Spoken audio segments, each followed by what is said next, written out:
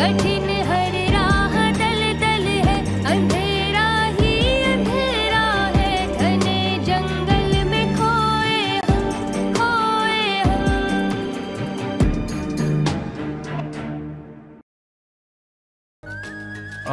ये सब बातें आपको बताने का मतलब ये है कि मैं आपको ये बावर कराना चाहता हूँ कि मेरी तवज्जो मलाइका की तरफ क्यों मबजूल नहीं। वो उनका झुकाव खुद मेरी तरफ बहुत ज़्यादा था, बल्कि खुद शादी से पहले बहुत सी ऐसी बातों के लिए राजी थी जो बयान नहीं की जा सकती। शर्म आनी चाहिए आपको।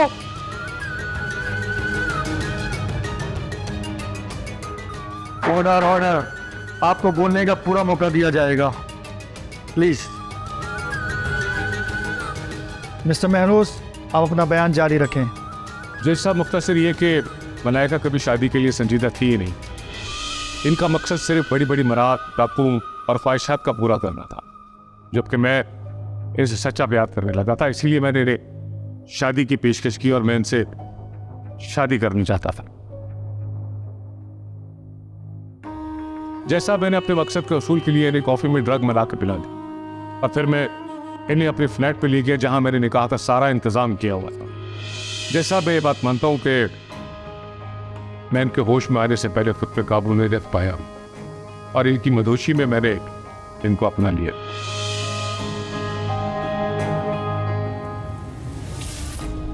मैं इस शख्स को आज के बाद बाप नहीं कहूँगा। Order order, silence in the court please. उसके बाद जब मैंने इन्हें शादी के लिए मजबूर किया, ना सिर्फ ये कि इन्होंने इनकार किया बल्कि ये जॉब भी छोड़ के चली गई। उस वक्त तक जैसा मैंने शिद्दत से प्यार करने की, हत्ता कि मैं इनको मनाने इनके घर तक गया और जैसा फिर चंद दिन बाद मैंने अपने ही घर में इनको अपने बेटे की दुल्हन के रूप में देखा।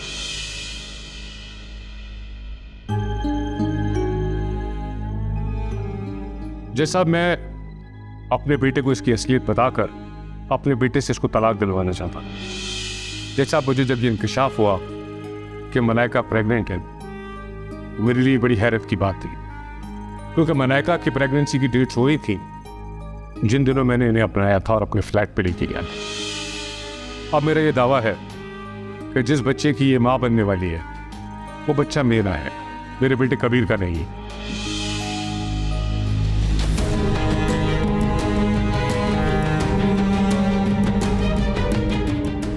Defence please.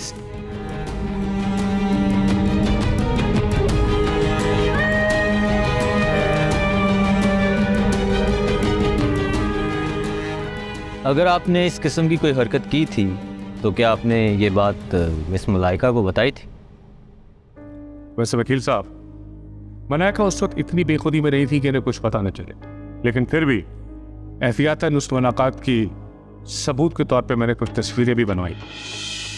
माय लॉर्ड, ये जो तस्वीरें आपके सामने है ये ग्राफिक्स का कमाल है। मैं आपके सामने वो गवाह पेश करना चाहता हूँ जिसने ये तस्वीरें बनाई। Objection my Lord. इजाजत है।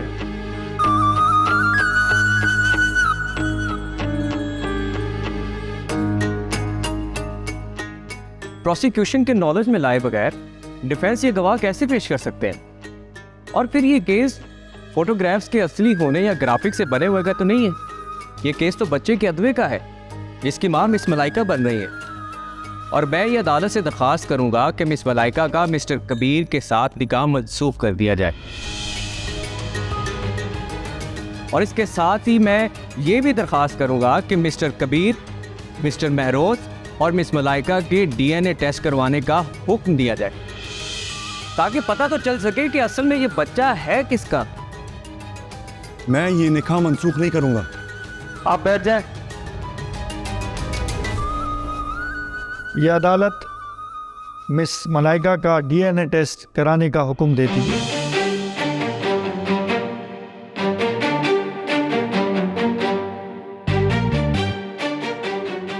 और यह टेस्ट लेडी पुलिस की निगरानी में किया जाएगा। यह अदालत अगली पेशी तक मुलतवी की जाती है।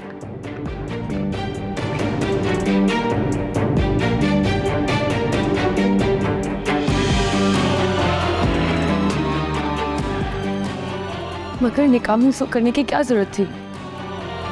कटी बस जिंदगी यूं के रही हर सांस उलझन में, खिज़ा ही बस खिज़ा छाई बहार आई ना आंगन में, अजब पुरखार माला थी गए बेबस पिरोए हम। मैं करता हूँ तुमसे बात। महरोज, आपने मेरा फ़ोन तो नहीं देखा? बहुत देर से ढूंढ रही हूँ, कहीं खो गया है। तुमने कहीं कोर्ट रूम में तो नहीं गिरा दिया? बहुत ढूंढा है मैंने, कहीं भी नहीं मिल रहा। और जुहेब का मैसेज भी। जुहेब का मैसेज? उसको तुमने नंबर क्यों दिया और क्या मैसेज किया उसने तुम्हें? ओहो, बिना वजह का शक ना करें। एक ही घर में रहते हैं महरोज, कभी कुछ काम भी पड़ सकता है इंसान को।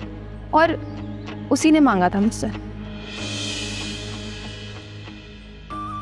क्या सोचने लग गए? मेरा फोन ढूंढने चल के कॉल करें उस पे।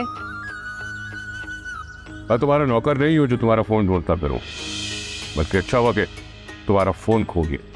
कम से कम ब्लैकमेलिंग से तो निजात मिली। अच्छा, और वो कैसे? वो ऐसे कि तुम्ही ने तो कहा था कि तुमने वो वीडियो कहीं और सेव नहीं की हुई।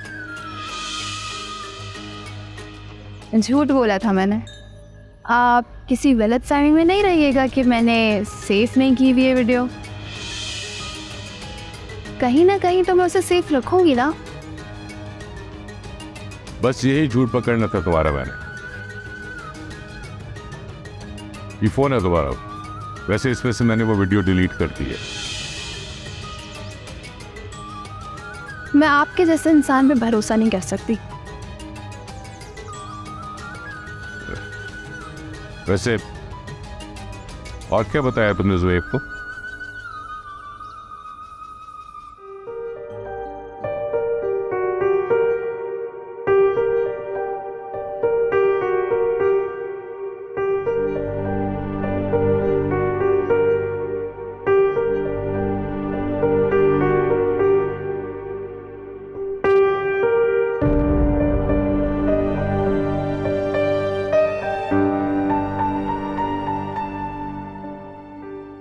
क्या हुआ? अब मुझे डर लगने लगा है। किस बात से?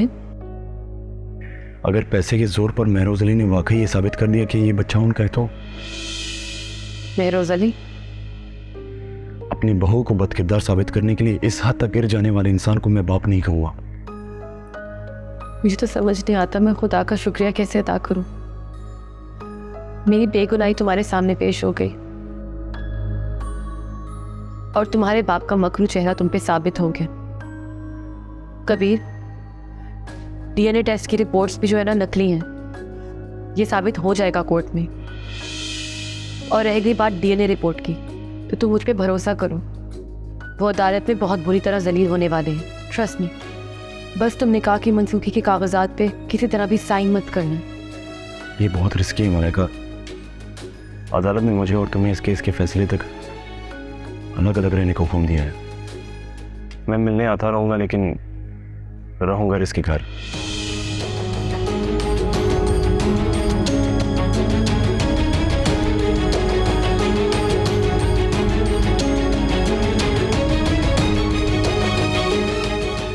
ट्रस्ट में कुछ नहीं होगा, तू टेंशन मत लो।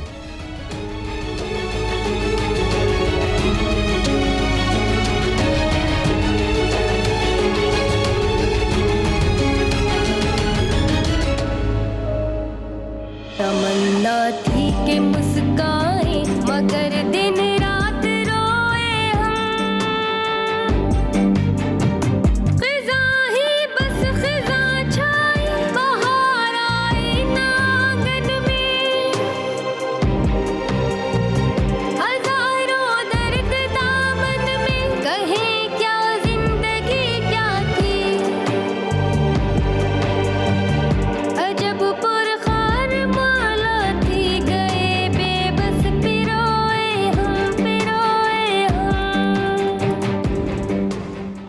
बस यूँ समझ लो कि दिल आ ही गया है, क्योंकि तुम्हारी पर्सनैलिटी दिल मोह लेने वाली है। अच्छा हुआ कि तुम यहाँ आ गए, वरना फ़ोन पे इतना खुल के बात नहीं हो सकती है। तो आप खुल जाओ। तुमसे अच्छी दोस्ती रखने को दिल तो करता है, मगर मैं कबीर से सच्चा प्यार करने लगी हूँ। कबीर के हाथ कुछ नहीं आने वाला, सांवरी सब कुछ हथिया लेगी। अगर कबीर ने मुझसे शादी कर ली तो मैं सांवरी के हाथ कुछ नहीं लगने दूंगी, उसके हलक में हाथ डाल के सब कुछ निकाल लूंगी। चलो तो यूँ कह लेते हैं, तुम कबीर को फंसाओ, सांवरी तो महरोज से सब कुछ साइन करवा ही चुकी है। मलाइका मेरे और कबीर के बीच में फंसी है। तुम्हें शायद पता नहीं इस वक्त जो कुछ अदालत में चल रहा होगा। अगर महरोज अली ये केस जीत गया तो मलाइका कबीर की ज़िंदगी से लीगली निकल जाएगी। वो कैसे?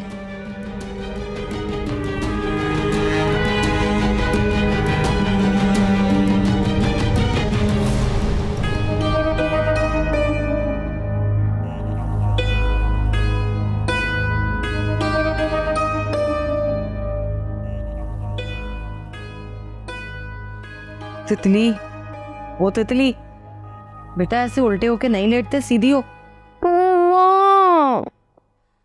इतनी याद आती है मुझे मरजान, वही थी जो तुझे संभाल लेती थी और तुझे आसानी से उसकी बात भी समझ आती थी।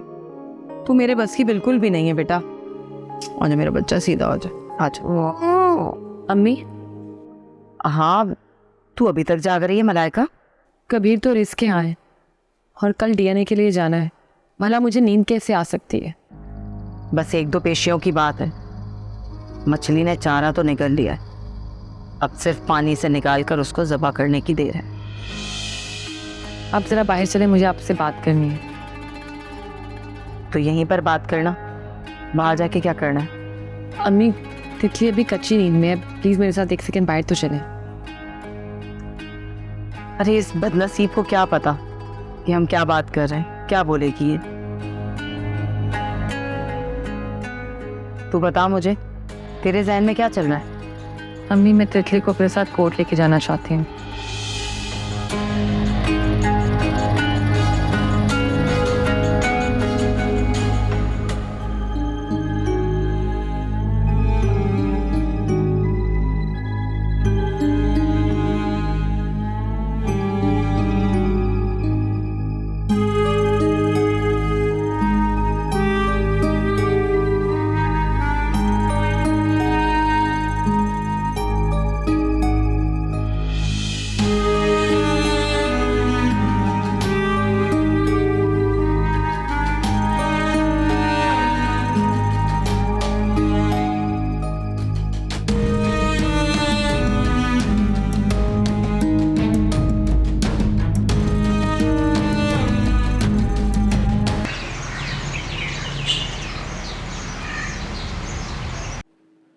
माय लॉर्ड, मेरे क्लाइंट मिस्टर कबीर महरोज नाखल्फ औलादों में से नहीं है।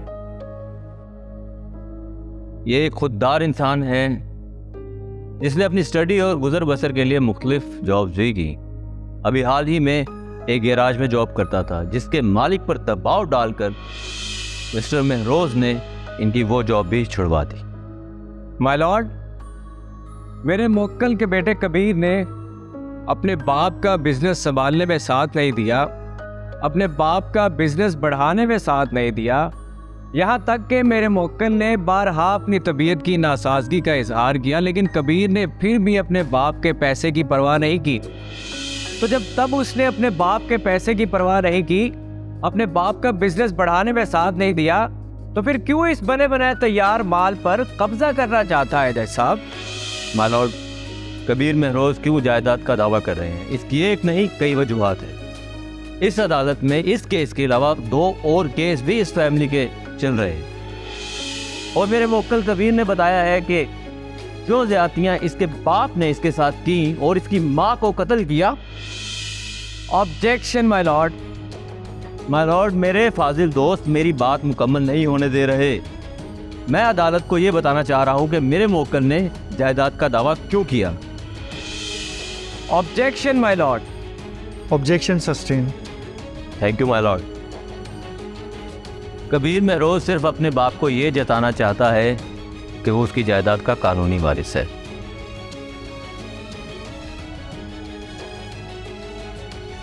और इसका बाप अपना पैसा उन लोगों की नज़र करना चाहता है जो उसकी ज़िंदगी में सिर्फ और सिर्फ पैसे की लालच में आए।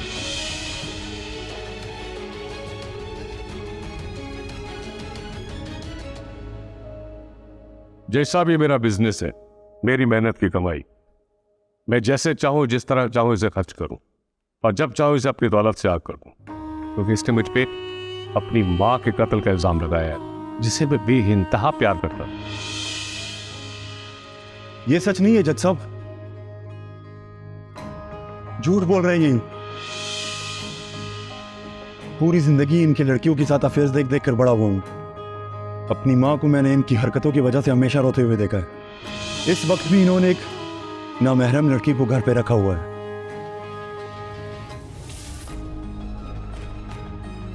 ताकि मेरी मां को बुला सके। जज साहब, जो बेटा अपने बाप को कातिल, बदकिरदार और आवारा कहे, ऐसी औलाद को तो मैं कभी भी अपनी जायदाद में से डाल, और खासकर ऐसी बातें करने के बाद तो मैं इसे कभी भी अपनी जायदाद में से कुटी कौड़ी न दूं।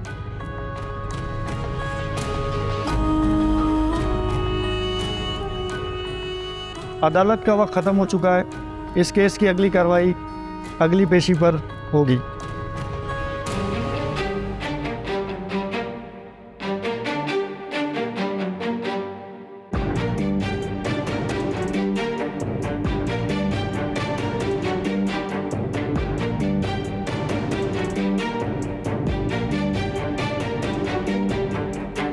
तमन्ना थी कि मुस्काए मगर दिन रात रोए हम।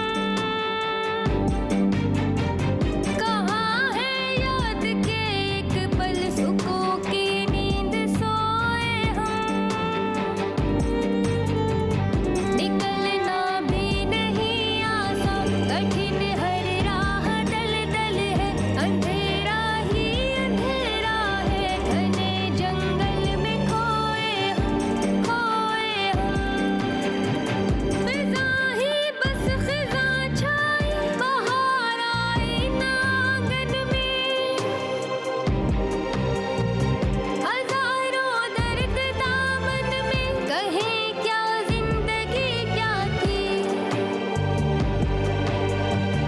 अजब पुरखार माला थी, गए बेबस पिरोए हम, पिरोए हम। आ जाओ रिज। तुम जाग रहे हो? हाँ यार, मैं बहुत परेशान हूँ। तुम क्यों जाग रहे हो? मैं तो पानी पीने उठी थी, तुम्हारे रूम की लाइट ऑन देखी तो। यार मुझे नींद नहीं आ रही और समझ नहीं आ रहा क्या करूं।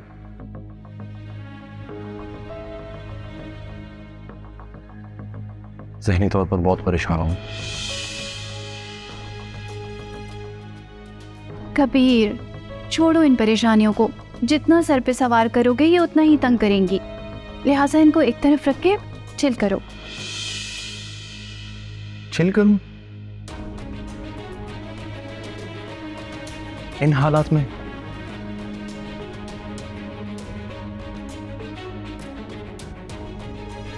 सोगवार रहने से हालात ठीक तो नहीं हो जाएंगे? चलो तुम मेरे रूम में चलो, हम कोई कॉमेडी मूवी देखते हैं। रिस, तुम होश में तो हो? मेरा अपना बाप मेरे होने वाले बच्चे को अपना बच्चा साबित करने पर तुला है। अपनी और मेरी दोनों की इज्जत अदालतों में उछाल रहे हैं। मैं और मेरी फैमिली मीडिया में जलील होने वाले हैं। मेरी मां की लाश मुर्दा खाने में तदफीन से महरूम पड़ी। और तुम ये कह रही हो कि मैं तुम्हारे साथ कोई कॉमेडी मूवी देखूं? सॉरी कबीर, मुझे नहीं बोलना चाहिए था ये। मुझे पता नहीं क्यों ख्याल नहीं रहा, मैंने कैसे तुम्हारे दुख को बुला दिया। मैं तुमसे प्यार करती हूँ कबीर, बहुत ज्यादा। मुझे माफ कर दो। मुझसे गलती हो गई।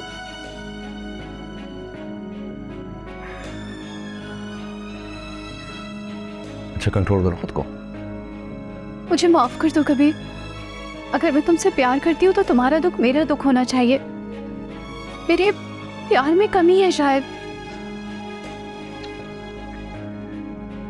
तुम्हारे प्यार में कोई कमी नहीं है।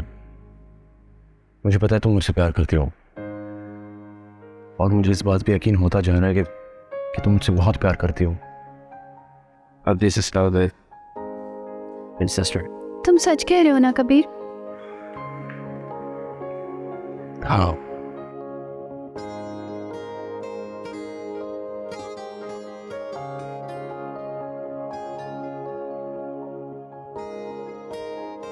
अच्छा तो फिर ठीक है, अभी तुम्हें मेरे साथ कॉफी पीनी पड़ेगी। शायद इस बहाने हम कुछ पल साथ बिता लें।